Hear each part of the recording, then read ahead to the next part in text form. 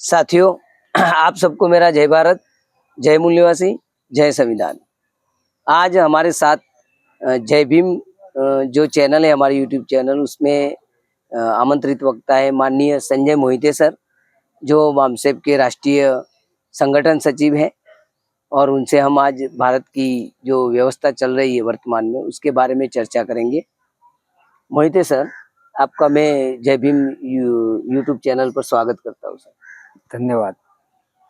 साथियों, आज हम देख रहे हैं कि पूरे भारत के अंदर बिफोर जो 24 के जनरल इलेक्शन हुए लोकसभा के, उसके पहले भी और बाद में भी संविधान के पक्ष और विपक्ष में एक पूरा माहौल बना हुआ है। और हम देख रहे हैं कि इस देश के अंदर जो भारत का संविधान है, उसके अंदर जो निहित बातें हैं, उसके खिलाफ भी कुछ एटमॉस्फेयर वातावरण देखने को मिल रहा है। तो कुछ लोग बोल रहे हैं संविधान बचाओ, संविधान बचाओ, संविधान बचाओ। तो संविधान के पक्ष में और संविधान के विपक्ष में जो बातें चल रही है, हमने सुना है कि पूरे भारत में एक अभियान चल रहा है BS पॉल, जिसका नाम है भारत के संविधान का सम्मान, सुरक्षा और संवर्धन। तो मोहिते साहब से हम बात करेंगे। ये BS4 अभियान जो चल रहा है सर, वो किसी एक संगठन के या संस्था के माध्यम से चल रहा है, और BS4 जो अभियान है उसका स्वरूप क्या है, वो क्या है, उसकी पूरी संरचना, उसके बारे में आप सर प्रकाश डालें। धन्यवाद सुनील जी।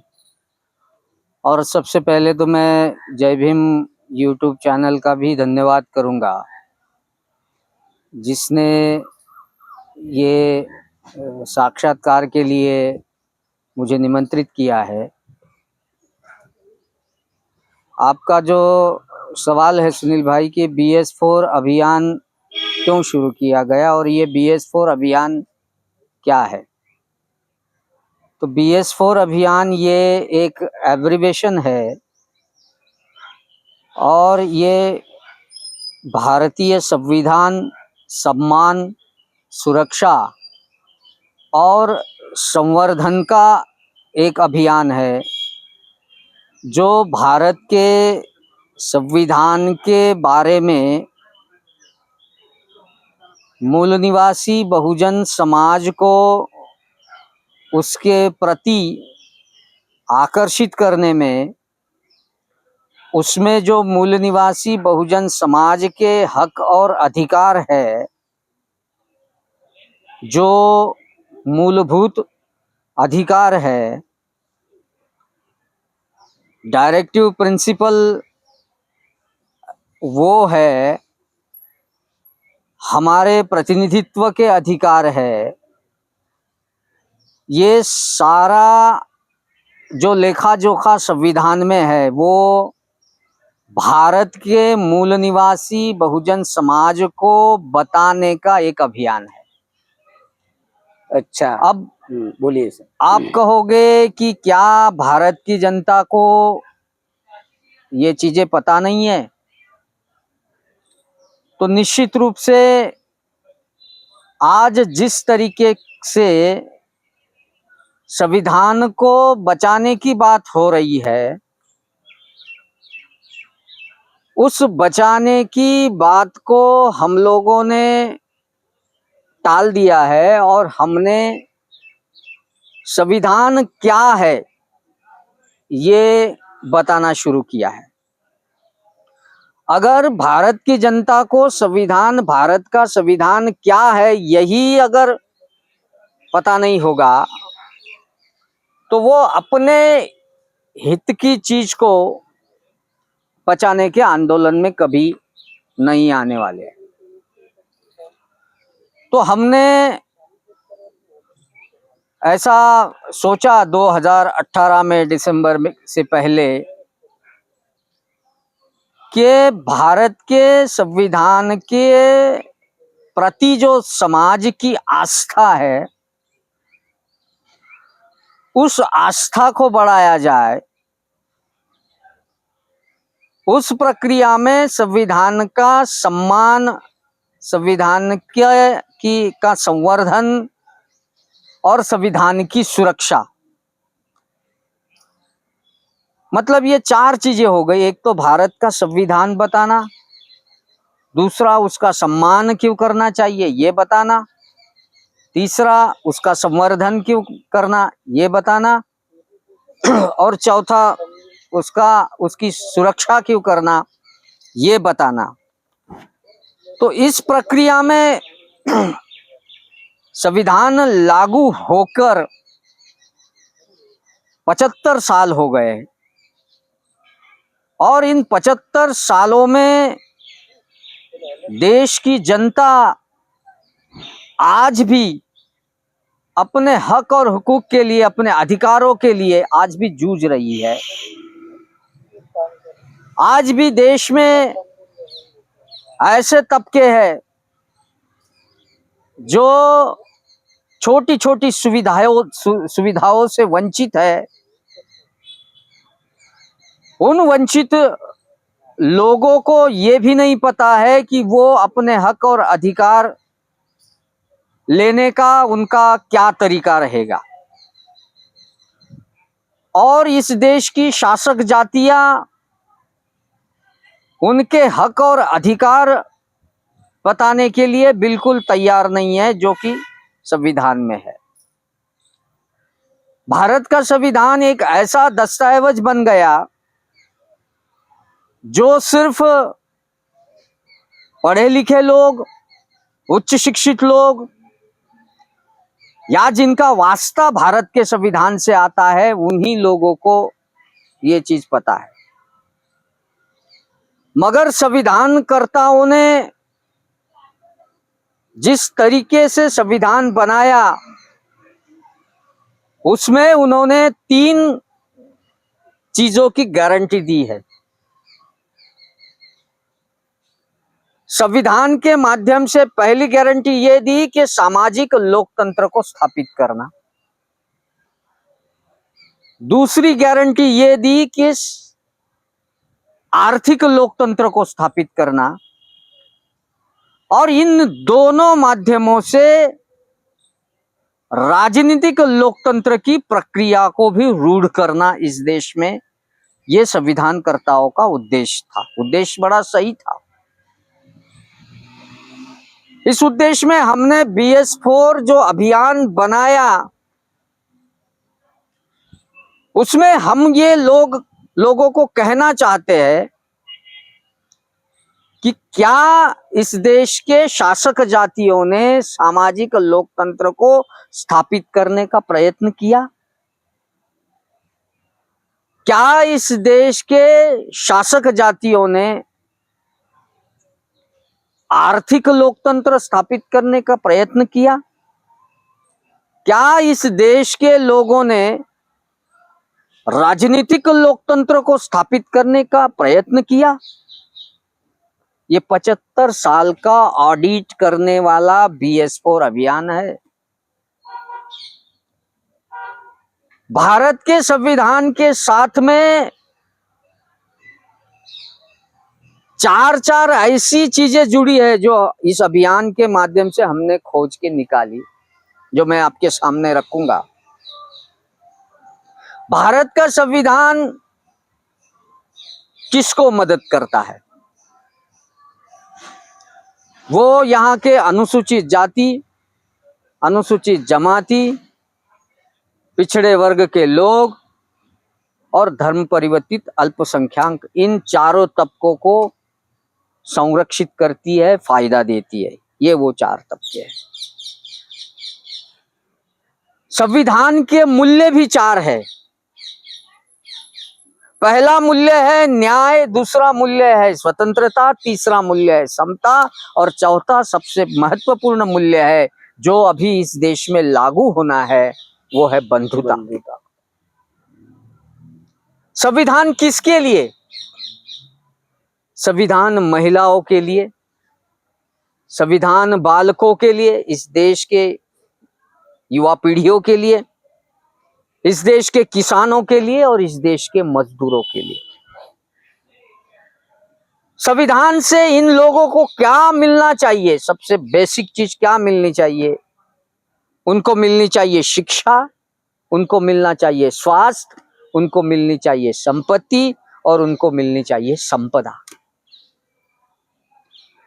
संविधान क्या इस देश में स्थापित करना चाहता है, ये बड़ी महत्वपूर्ण चीज है। संविधान इस देश में लोकतांत्रिक गणराज्य की स्थापना करना चाहता है, लोगों के मूल अधिकारों के बारे में बात करना चाहता है, नीति निर्देशक तत्वों राज्यों की क्या जिम्मेदारी है ये बताना चाहता है, और नागरिकों का क्या कर्तव्य है ये बताना चाहता है। इस प्रक्रिया को चलाने वाली भी 4 संस्थाएं हैं। कार्यपालिका है, संसदीय प्रक्रिया है, न्यायिक प्रक्रिया है, और इसके लिए बनी आर्थिक व्यवस्था भी है। हम कैसे मुक्त होना चाहते हैं? देखिए, ये सारा संविधानकर्ताओं ने सोचा है और हमने उसी को 4-4 हिस्सों में बांट के ये समाज को बताने का कार्यक्रम, बताने का अभियान चलाया है। किससे मुक्ति दिलाना चाहता है संविधान? मतलब लोकतंत्र के माध्यम से इस देश की शासक जातियों की जिम्मेदारी क्या है, क्या थी? वो पहली थी शोषण से मुक्ति और सुरक्षा, सबसे इंपॉर्टेंट। दूसरा, अनैतिकता और शोषकों को रोक। संविधान कॉन्स्टिट्यूशनल मोरालिटी की बात करता है, और यहाँ का पॉलिटिक्स जिस तरीके से अनैतिक तरीकों से चल रहा है और इस देश के लोगों का शोषण हो रहा है, उसको रोकने की जिम्मेदारी यहाँ के शासकों की थी। लेकिन अनैतिकता और शोषकों को रोकने की प्रक्रिया यहाँ नहीं हो रही है, वो रोकने का जिम्मेदारी हम लोग लेना चाहते हैं। प्रातिनिधिक संगठन, ये सारी 28 बातों को लेकर हम मूल निवासी बहुजन समाज में ये BS4 कार्यक्रम को लेके जा रहे हैं, और पिछले 75 सालों में इन चीजों पर अगर काम नहीं हुआ तो उसका सोशल ऑडिट करके इन शासक जातियों को हटाने का भी काम हम इस अभियान के माध्यम से करने जा रहे हैं। तो सर, इसका मतलब ये भी हुआ कि इसका कोई राजनीतिक पक्ष भी है, आप जो BS4 अभियान चला रहे हैं? देखिए, ये देश में जिस तरीके से लोकतंत्र लागू हुआ संविधान के माध्यम से, तो वो लोगों का आर्थिक, सामाजिक और शैक्षिक विकास करने की प्रक्रिया इस देश के शासन व्यवस्था के माध्यम से होना है, और शासन व्यवस्था में चुने हुए प्रतिनिधियों को भेजने की एक प्रक्रिया है। मगर इस शासन व्यवस्था में चुने गए जो हमारे प्रतिनिधि है, क्या वे इन 28 चीजों को लागू करने की प्रक्रिया में सम्मिलित है या कुछ और ही कर रहे हैं? आपको ये देखना चाहिए, जिस देश में 80 करोड़ लोग मुफ्त अनाज लेने के लिए मजबूर है, अगर 80 करोड़ है तो अगर इस देश की संख्या 140 करोड़ है और 80 करोड़ लोग अगर मुफ्त का अनाज लेने के लिए मजबूर है, तो निश्चित रूप से आपका देश विकास की प्रक्रिया में पीछे है, ऐसा हमें मानना पड़ेगा। तो क्या हम उनको सक्षम करने की प्रक्रिया करेंगे या नहीं करेंगे, ये सवाल आज जो शासक है उनको पूछना जरूरी है, और समाज को भी प्रबोधित करने की बात जरूरी है। और निश्चित रूप से अगर समाज इसका सोशल ऑडिट करना शुरू कर दे तो इसका प्रभाव निश्चित रूप से आने वाली राजनीति पर पड़ना तय है। हाँ, तो सर इसके लिए फिर आप लोगों ने ये जो सोशल ऑडिट की आपने बात की और उद्देश्य संविधान का बताया पूरा सारा, तो उद्देश्य पूर्ति के लिए कार्यक्रम भी होते हैं। बिल्कुल। BS4 के कार्यक्रम भी कुछ होंगे, वो क्या है वो हमारे बिल्कुल। श्रोताओं का। हमने इसे 2018 में जब शुरू किया तो ये एक संविधान साक्षरता के रूप में एक कार्यक्रम था, लेकिन ये कार्यक्रम धीरे धीरे एक एजेंडे के रूप में समाज के सामने हमने इसको पेश किया और हमने जो BS4 अभियान चलाने की प्रक्रिया इस देश में लगाई, वो हमने पहले 100 डिस्ट्रिक्ट्स में इस अभियान को चलाया। इस अभियान को हमने समाज में चलाते वक्त समाज के सारे तबके, जैसे महिलाएं हैं उनको संविधान बताने की बात हुई, पढ़ने वाले स्टूडेंट हैं उनको संविधान बताने की बात हुई, जो मजदूर है जो बिल्कुल जानते नहीं संविधान के बारे में उनके हक अधिकार क्या है वो बताने की बात कही। हमने मार्जिनल किसानों को ये बात बताने की बात कही। ये बताने के लिए हमने पूरे देश में 50,000 बुद्धिजीवियों को काम को लगाया और 50,000 बुद्धिजीवियों के माध्यम से अभी हम देश के 200 जिलों में हमने जो क्लस्टर्स बनाए हैं, 200 जिलों के जो तहसील है उनके हमने क्लस्टर्स बनाए हैं और उस माध्यम से संविधान की प्रक्रिया उनके सामने, सिर्फ संविधान किस लिए बना ये नहीं बताया, संविधान क्यों बना सिर्फ ये नहीं बताया, तो संविधान का आपके जीने मरने से क्या संबंध है, आपके रोज के जीवन यापन से क्या संबंध है, इसको हमने उसके साथ में जोड़ के समाज को जागरूक करने का काम किया।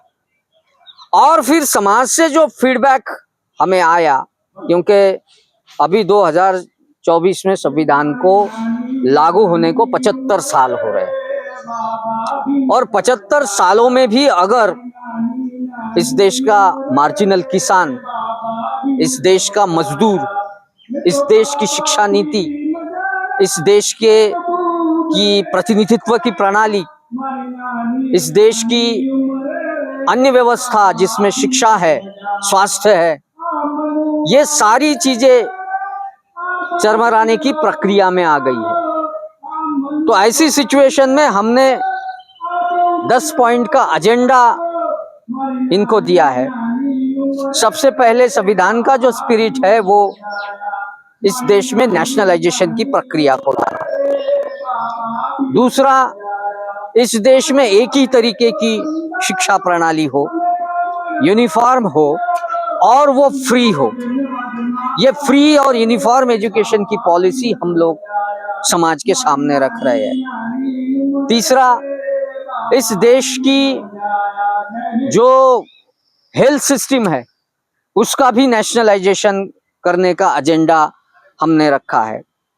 इस देश में 30 करोड़ युवा ऐसे हैं जिनको प्रॉस्पेरिटी रोजगार की आवश्यकता है। उस प्रॉस्पेरिटी रोजगार कैसे मिलेगा इसका भी प्लान हम BS4 के माध्यम से समाज को बता रहे हैं। किसान है और मजदूर, इनके शोषण करने वाले कानूनों को भी निरस्त करने का एक दबाव यहाँ की शासक व्यवस्था पे हम बनाने जा रहे हैं। इस देश में कृषि मूल्यों, इन कृषि मूल्यों पर जो ब्राह्मणवादी कॉर्पोरेट सिस्टम का प्रभाव है, विदेशी कंपनियों का प्रभाव है, उसको भी नष्ट करने का एक दबाव हम समाज से बनाने का इस अभियान के माध्यम से कोशिश कर रहे हैं। जातिगत जनगणना जो कभी भी किसी भी राजनीतिक पार्टी का एजेंडा नहीं बना, उस जातिगत जनगणना की प्रक्रिया में हम पिछले 20 सालों से समाज का प्रबोधन कर रहे हैं। वो जातिगत जनगणना आज कुछ पार्टियों का एजेंडा भी बन रहा है। तो जातिगत जनगणना से हमें पता चलने वाला है कि इस देश की आर्थिक और सामाजिक स्थिति कैसी विषमतावादी है और उसको बदलने के लिए क्या क्या हमें कोशिशें करनी पड़ेगी, ये भी एक दबाव हम लोग बनाने जा रहे हैं। क्रीमी लेयर को समाप्त करने की प्रक्रिया भी हम देश में लागू करने जा रहे हैं। आरक्षण का सीलिंग जो 50% के ऊपर आप आरक्षण नहीं दे सकते हो, जिसमें भी आज देश में चर्चा शुरू है, उस आरक्षण का भी सीलिंग, क्योंकि हर जाति अपने आप को खोज रही है, तो वो खोजने का काम अभी भी चल रहा है पिछले 75 सालों में। तो वो आरक्षण के माध्यम से ही उसका विकास होगा, ऐसा कुछ जातियों की चाहत है। तो वो आरक्षण का सीलिंग भी हम रद्द करना की प्रक्रिया खड़ी करना चाहते हैं। सबसे महत्वपूर्ण ये है कि इस देश को कुछ शक्तियां यहाँ की विघटन की तरफ ले जा रही है, और उन विघटनकारी शक्तियों का भी बंदोबस्त करने वाले कानून बनाने का दबाव हम इस देश की शासक जातियों पे करेंगे। और अगर वो ये नहीं मानेंगे तो हम अपनी शासन व्यवस्था इस देश में खड़ी करने की प्रक्रिया भी लोगों के दिमाग में डालने की कोशिश कर रहे हैं। और सबसे महत्वपूर्ण, इस देश का जो आम आदमी है, इस देश का आदमी, उसका सार्वभौमत्व जो संविधान के माध्यम से है, वो खोने की कगार पे है। उसे ये विश्वास दिलाने की जरूरत है कि उसका सार्वभौमत्व निश्चित रूप से कॉन्स्टिट्यूशन में है और वो बचा रहेगा। ये विश्वास अगर हम भारत के नागरिक को दे दे तो निश्चित रूप से ये अभियान एक ऐतिहासिक अभियान रहेगा और इस देश की व्यवस्था को बदलने की प्रक्रिया में बहुत महत्वपूर्ण काम करेगा। बहुत अच्छा सर। तो आपने जो जिला लेवल पर और राज्य लेवल पे कार्यक्रम लगाए हैं, तो क्या ये BS4 का कोई नेशनल लेवल का प्रदर्शन का प्रोग्राम रहता है, या लोगों के अंदर एक अनुशासित संदेश भेजने का भी आपका कोई कार्यक्रम है क्या? हमने देश में 2 करोड़ लोगों को संविधान प्रबोधक बनाने की प्रक्रिया हमारे 50,000 कार्यकर्ताओं के माध्यम से किया। हमारी 5-6 संगठन इसमें जुटी हुई है। बामसेप इसमें महत्वपूर्ण मातृ संगठन की भूमिका निभा रहा है। मूल निवासी संघ हमारा जो एजिटेशन करने वाला ऑर्गेनाइजेशन है, वो इसमें जुटा हुआ है। और उसके माध्यम से हम नागपुर में एक बहुत बड़ा पथ संचलन करने जा रहे हैं संविधान के सम्मान में। संविधान के सम्मान में जो एक जनाधार खड़ा करने की कोशिश हम पूरे देश में कर रहे हैं, उसका दूसरा कार्यक्रम अभी 12 अक्टूबर को नागपुर में होने जा रहा है। ये कार्यक्रम किसी को डराने के लिए नहीं कर रहे, ये कार्यक्रम कोई प्रतिक्रियावादी कार्यक्रम नहीं है। तो संविधान के सम्मान में, सुरक्षा में और उसके संवर्धन में जो जनाधार जुटने वाला है, वो जनाधार इस प्रक्रिया में खड़ा रहेगा कि संवैधानिक हक और अधिकारों को जो हाथ लगाएगा उसको हम हटा देंगे। संविधान को न मानने वाली प्रक्रिया को भी हम हटा देंगे। ये शपथ और प्रण हम इन पथ संचलनों के माध्यम से पूरे देश में 26 नवंबर को भी करते हैं। धन्यवाद सर। इसका मतलब ये BS4 जो अभियान है, वो पूरे भारत के अंदर संविधान विरोधी ताकतों को रोकने का भी अभियान है और उनको कंट्रोल करने का भी अभियान है। संविधानवादी ताकतें और संविधान विरोधी ताकतें, वैसे तो संविधान विरोधी ताकत एक संविधानिक देश में उसे ताकत नहीं कहना चाहिए, वो देशद्रोह है। ऐसी कोई ताकत नहीं होती है और देशद्रोह का बंदोबस्त कानून बना के किया जाता है।